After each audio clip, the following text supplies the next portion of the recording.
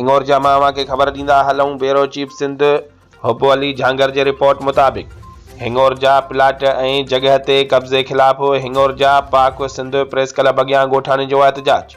कब्ज़ा माफ़िया खिलाफ़ कानूनी कार्रवाई जो मुतालबो। उन मौक़े ते एहतजाज कंदड़ अता मोहम्मद जुनेजो ऐं ॿियनि साफ़ नगियां दाहींदे चयो त शफ़ी मोहम्मद जुनेजो मुंहिंजी जगह ऐं प्लाट ते कब्ज़ो करे रहियो आहे ऐं मूंखे ब्लैकमेल कंदो हो। तव्हां मूंखे हिते प्लाट ॾियो ऐं तव्हांखे मां कराचीअ में प्लाट वठी ॾींदुसि। हिन वक़्तु मुंहिंजी जगह ऐं प्लाट जा हुन जाली कागज़ ठाहिराया आहिनि ऐं हिन वक़्तु असां ते कूड़ा केस करे थो। वधीक अता मोहम्मद जुनेजो ॿुधायो त मुंहिंजे प्लाट ऐं जगह ते मुंहिंजो वॾो भाउ शफ़ी मोहम्मद जुनेजो मूंखे ब्लैकमेल करे कब्ज़ो कयो आहे, जेकी प्लाट मूं पंहिंजे भेनरुनि खां ख़रीद कया हुआ।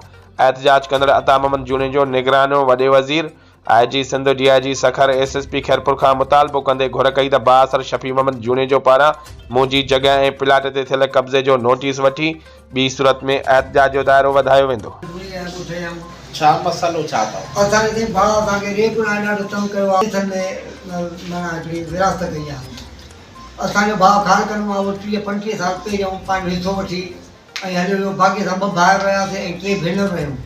उन्हनि भेनरुनि असांखे 98 में ज़रई ज़मीन विकिरो करे शफ़ी मोहम्मद खे अता मोहम्मद खे।